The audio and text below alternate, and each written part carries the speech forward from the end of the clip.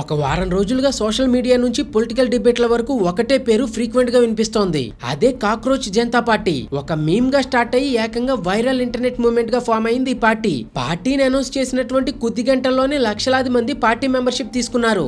అంతేకాదు పార్టీకి సంబంధించినటువంటి సోషల్ మీడియా పేజెస్ కి మిలియన్స్ కొద్ది ఫాలోవర్స్ వచ్చారు. అండ్ అందులో చాలా వరకు పాలిటీషియన్స్ మరియు సెలబ్రిటీస్ అయితే ఉన్నారు. అసలేమైందంటే మే 15న సుప్రీంకోర్టు చీఫ్ జస్టిస్ అయినటువంటి జస్టిస్ సూర్యకాంత్ గారు ఒక కేసు హీరింగ్ లో భాగంగా జాబ్స్ లేని అన్ఎంప్లాయిడ్ యూత్ ఉద్యోగాలు దొరక్క కాక్రోచెస్ లా మారుతున్నారని, వాళ్లే మీడియా, సోషల్ మీడియా మరియు ఆర్టీఐ యాక్టివిస్టులు అయ్యి ఓవరాల్ సిస్టమ్ మీదనే అటాక్ చేస్తున్నారని మాట్లాడారు. యాక్చువల్లీ ఒక లాయర్ సీనియర్ అడ్వకేట్ హోదా కోసంగా వేసినటువంటి పిటిషన్ ని పరిశీలిస్తూ అతని ఫేస్బుక్ లాంగ్వేజ్ ని చూసి కోపంతో ఈ కామెంట్స్ చేశారు. అయితే ఆయన చేసినటువంటి కామెంట్స్ వైరల్ గా మారి కాంట్రవర్సీకి దారితీసి ట్రోలింగ్ అయింది. అప్పుడే ఎంట్రీ ఇచ్చాడు అభిజిత్ దీప్కే. అతను స్టార్ట్ చేసినటువంటి cockroach Janata party over night లోనే సెన్సేషన్ సృష్టించింది.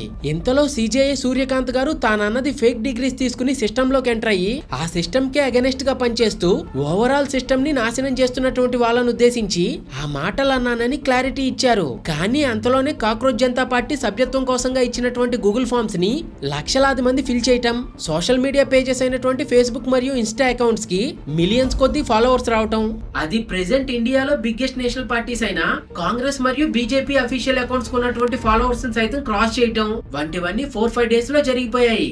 కాక్రోచ్ జనతా పార్టీలో జాయిన్ అవటానికి అఫీషియల్ వెబ్సైట్ లో అర్హతల్ని చెప్తూ సదరు వ్యక్తి అన్ఎంప్లాయిడ్ అయి ఉండాలని, లేజీగా ఉండాలని అండ్ ఖచ్చితంగా సోషల్ మీడియాలో యాక్టివ్ గా ఉండాలని షరతులు పెట్టారు. అండ్ ఈ కాక్రోచ్ జనతా పార్టీకి 5 పాయింట్స్ ఎజెండా కూడా ఉంది. అదేంటంటే పాయింట్ 1, రిటైర్మెంట్ అనంతరం ఏజెడ్యులకు గవర్నమెంట్ పదవులు ఇవ్వకూడదు.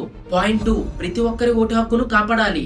ఒకవేళ ఓటు హక్కును తొలగిస్తే కఠినమైన శిక్షలు వేయాలి. పాయింట్ 3, మహిళలకి 50% రిజర్వేషన్ కల్పించాలి. పాయింట్ 4, అంబానీ ఆదానికి సంబంధించినటువంటి మీడియా హౌసెస్ యొక్క లైసెన్స్ క్యాన్సిల్ చేసి పారదర్శకమైనటువంటి వ్యక్తుల చేతుల్లోనే మీడియా హౌసెస్ ఉండాలి.